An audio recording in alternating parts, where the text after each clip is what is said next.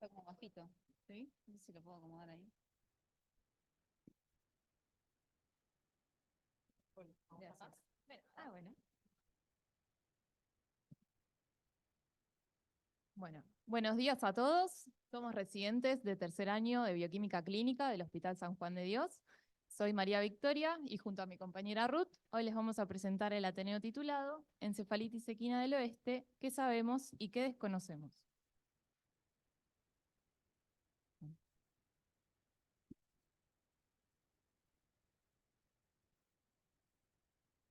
Sí, bueno.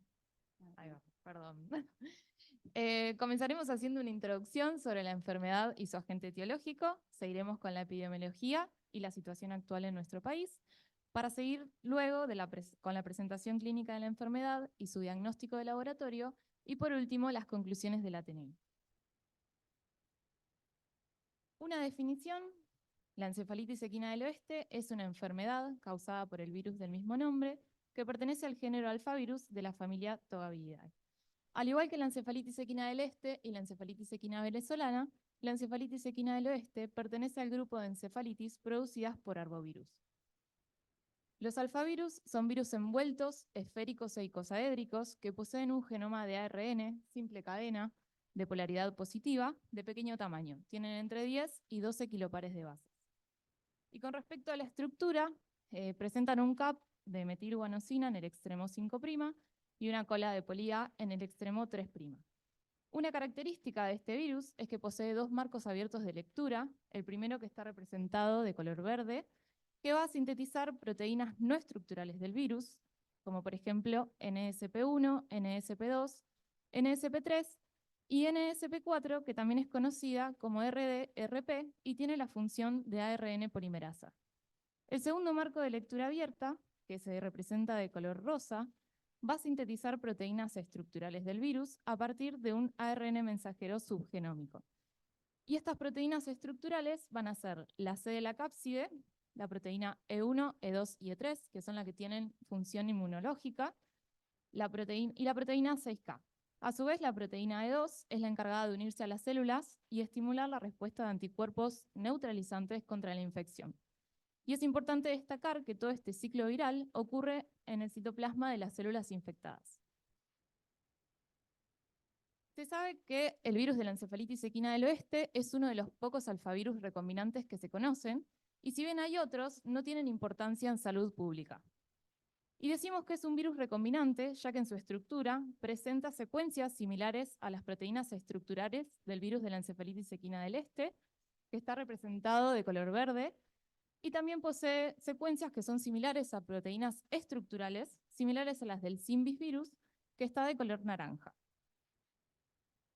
Los alfavirus se distribuyen ampliamente en todos los continentes, siendo clasificados en alfavirus del Nuevo y del Viejo Mundo, de acuerdo con las primeras áreas endémicas descritas.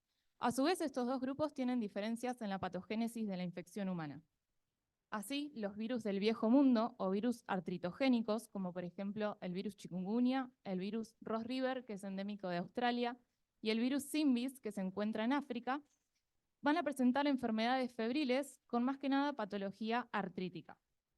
Mientras que los virus del Nuevo Mundo o virus neurotropos, como por ejemplo los virus de las encefalitis equina del este, del oeste y venezolana, tienen especial tropismo por el sistema nervioso central y van a producir más que nada encefalitis.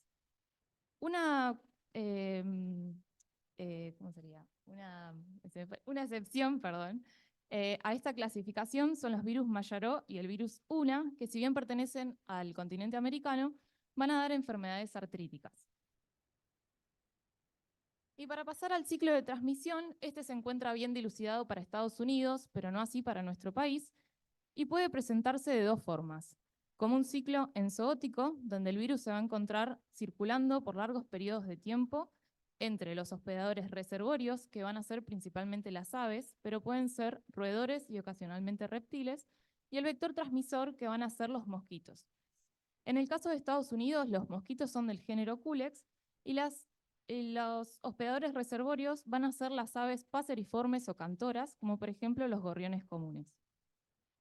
Y el segundo ciclo es el epizoótico, donde van a estar también involucrados los hospedadores accidentales, que van a ser los equinos y los humanos, y el vector transmisor, que también van a ser mosquitos y pueden ser del mismo género que en el ciclo enzootico, o pueden ser otras especies, como por ejemplo los mosquitos Aedes. También se ha sugerido hasta la fecha que los roedores y las liebres podrían actuar como hospedadores amplificadores de la enfermedad una vez que se encuentran infectados por este virus, y así podrían también prolongar el ciclo. Se sabe hasta la fecha que los caballos infectados no desarrollarían una viremia significativa y por lo tanto no transmitirían la enfermedad ni a otros equinos ni a otras especies animales o humanos, por lo cual actuarían como hospedadores finales del ciclo. Y también es importante remarcar que una vez que aparece un equino infectado, este sería marcador de que el virus se encuentra activo en esa zona geográfica. Con respecto al ciclo en nuestro país, como dije anteriormente, no se encuentra aún dilucidado y lo que se propone son 2 ciclos.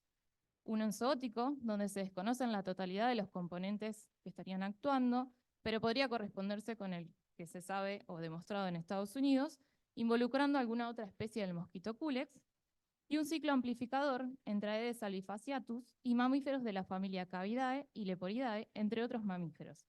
Y en este ciclo en Argentina las aves parecerían no intervenir. Sin embargo, aún no está claro cómo ha tenido lugar el ciclo de amplificación viral en la naturaleza en el contexto del presente brote de magnitud sin precedentes y de alto impacto en animales. Y para pasar a hablar un poco de los actores en nuestro país, en el ciclo de transmisión, Aedes albifasciatus es un mosquito que ovipone en ambientes naturales como charcos efímeros formados por lluvias, desbordes de ríos y arroyos e inundaciones del suelo para riego.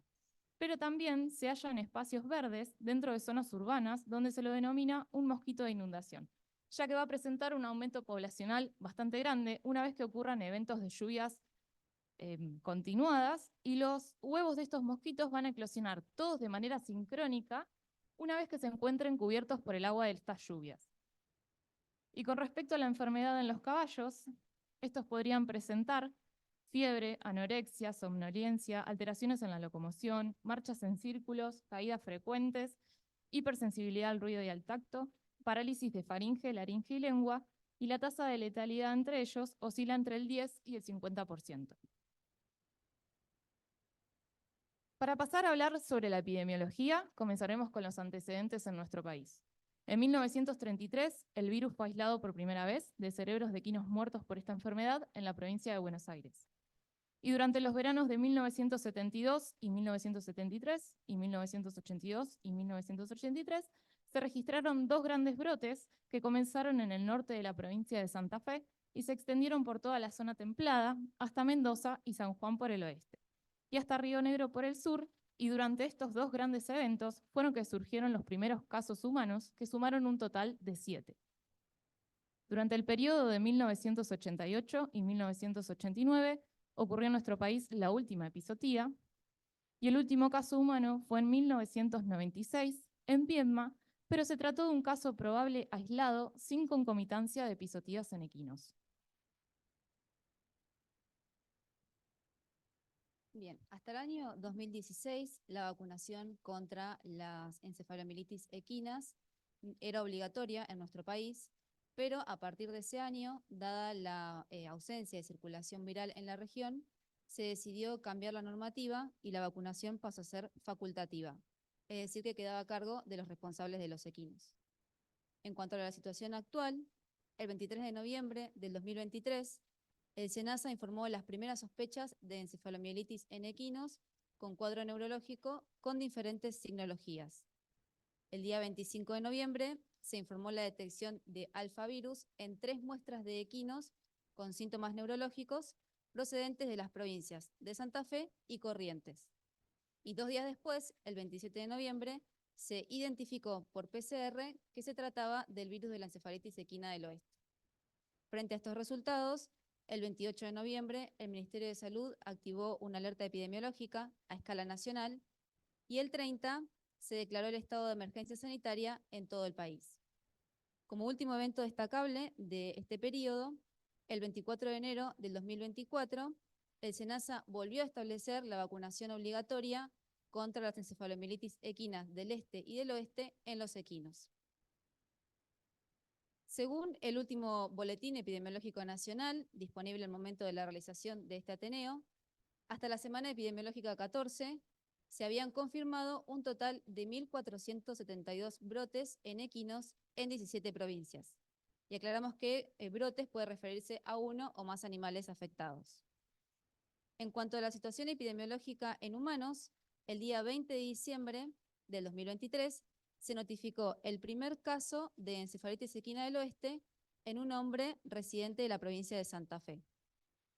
Hasta el momento se confirmaron 102 casos en 18 provincias, siendo la región central de nuestro país la que concentra la mayor cantidad de casos.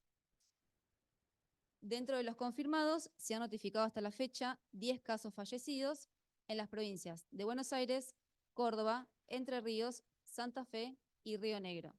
Y se ha podido constatar que 7 de los 10 casos habían vivido o visitado alguna zona rural o semirural, y también 7 de estos 10 tenían alguna condición de riesgo como diabetes, hipertensión, enfermedad oncológica, entre otras.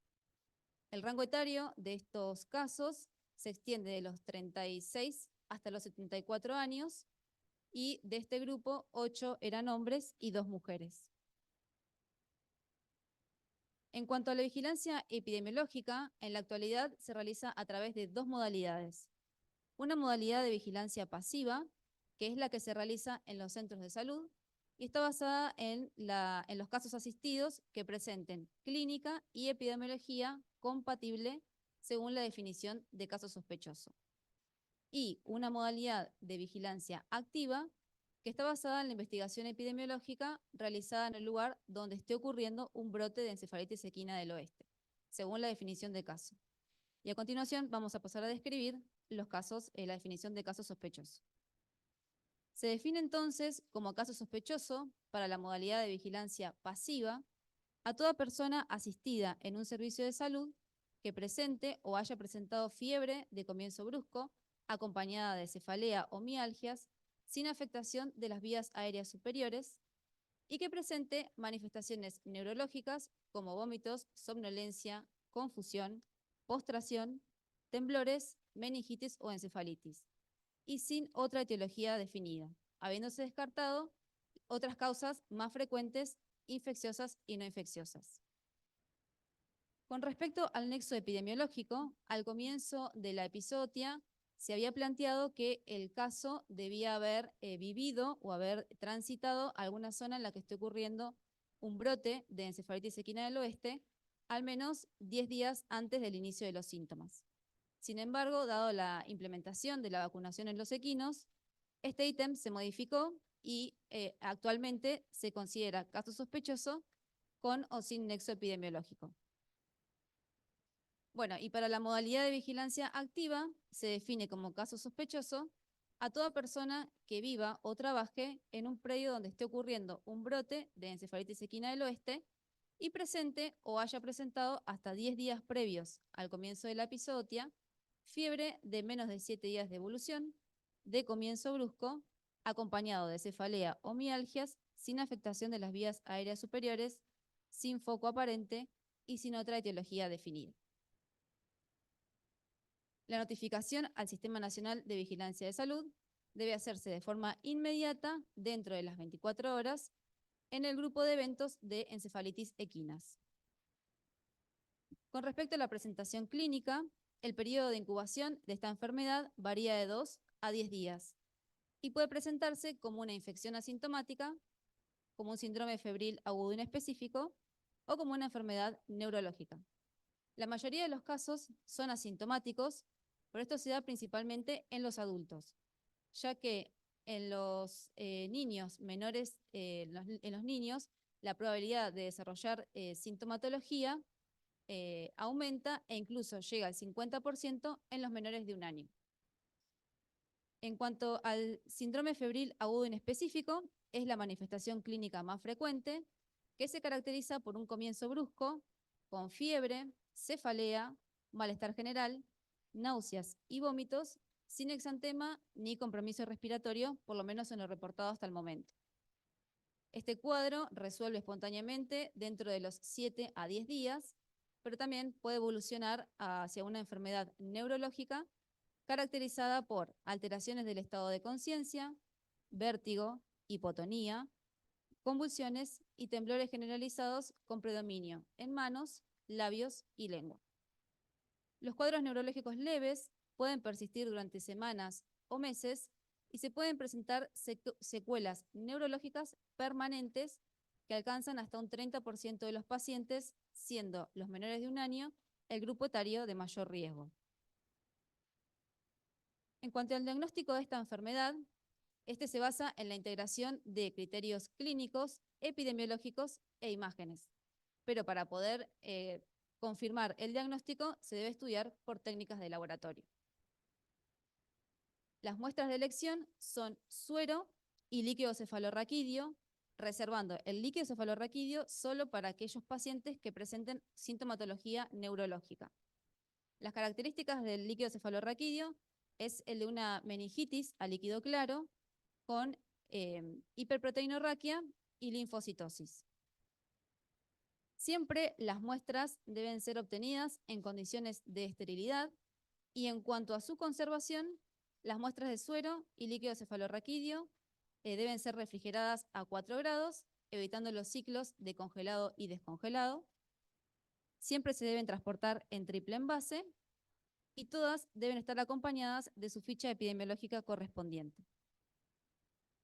Bueno, como podemos ver en esta figura, y como ocurre con la mayoría de los arbovirus neurotropos, al comienzo de los síntomas, la viremia es baja y de corta duración, y a partir de ese momento comienza a aumentar la carga viral en el encéfalo. Sin embargo, también esta es de corta duración, y a partir de este momento comienzan a aumentar los anticuerpos al comienzo de tipo IgM y luego los de tipo IgG. Entonces, basándose en la cinética de la viremia y de la respuesta inmune, es que se propone el siguiente algoritmo diagnóstico. Si la muestra es tomada dentro de los primeros 3 días de evolución desde el inicio de los síntomas, tanto suero como líquido cefalorraquídeo se deben estudiar por métodos directos. Un resultado positivo por RT-PCR o aislamiento viral confirma el diagnóstico. Sin embargo, un resultado negativo no descarta el virus de la encefalitis equina del oeste y se deben realizar pruebas serológicas en estas muestras. Por otra parte, si la muestra es tomada a partir del 4º o más días de inicio de los síntomas, se deben estudiar por métodos indirectos, haciendo serología por el método ELISA-IgM en muestras de suero y líquido cefalorraquídeo. En cuanto a los resultados posibles de la serología, si se obtiene una IgM positiva en líquido cefalorraquídeo, este resultado ya confirma el diagnóstico. En el caso de obtener una IgM positiva en suero, se lo clasifica como un caso probable y se deben realizar pruebas serológicas IgM diferenciales para otros alfavirus y la eventual prueba de neutralización. Es importante que este resultado sea interpretado en el contexto clínico y epidemiológico del paciente. Y con respecto a si obtenemos una IgM negativa en suero, si la muestra tiene menos de 15 días de evolución, se lo clasifica como un caso sospechoso no conclusivo y se debe solicitar una segunda muestra para repetir el ELISA-IgM o para hacer pruebas de neutralización, y esta segunda muestra debe ser de al menos 15 días desde el inicio de los síntomas para dar tiempo a montar una adecuada respuesta inmune. Por otra parte, si la muestra tiene más de 15 días, el caso queda descartado. Bueno, acá les dejamos los algoritmos diagnósticos que están disponibles en la página del Ministerio. Y en cuanto a los diagnósticos diferenciales, dada la presentación clínica de esta enfermedad, se deben descartar otras causas, como habíamos mencionado, de origen infeccioso y no infeccioso. Dentro de las causas infecciosas se deben descartar otras arbovirosis, como encefalitis de San Luis, encefalitis del Nilo Occidental, Zika, chikungunya, dengue, encefalitis equina del este y venezolana, otros virus, como enterovirus, virus herpes, citomegalovirus, entre otros, y también se debe hacer diagnóstico diferencial con otras enfermedades bacterianas, como leptospirosis, shigellosis, fiebre tifoidea o enfermedades parasitarias como la neurocisticercosis y la meningoencefalitis amebiana.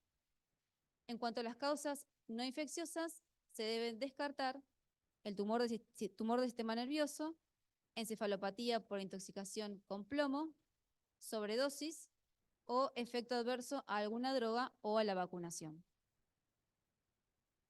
Finalmente, queremos destacar los siguientes puntos relevantes. La encefalitis equina del oeste es una enfermedad zoonótica infrecuente, pero que representa un importante desafío por el potencial epidémico de su agente etiológico en determinadas condiciones medioambientales. Los equinos y el humano son considerados hasta el momento hospedadores accidentales y terminales. La viremia que presentan sería baja y breve y por lo tanto el riesgo de transmisión sería escaso. Sin embargo, a pesar de que los equinos son hospedadores terminales, es muy importante su rol como marcador temprano de la circulación viral. El diagnóstico requiere de la confirmación por técnicas de laboratorio, ya que el cuadro clínico es inespecífico. Se destacan los métodos de diagnóstico virológico por amplificación del genoma del virus o eventualmente el cultivo celular. Y principalmente los métodos serológicos para la detección de anticuerpos producidos contra el virus, en especial en líquido cefalorraquídeo. Y para poder comprender la emergencia virológica actual, quedan muchos interrogantes que aún se desconocen, como la caracterización del ciclo de transmisión y mantenimiento en nuestro país, la identificación de la patogenicidad de las cepas circulantes y la persistencia del virus durante grandes periodos de silencio epidemiológico, entre otros. Esta es la bibliografía consultada. Muchas gracias a todos.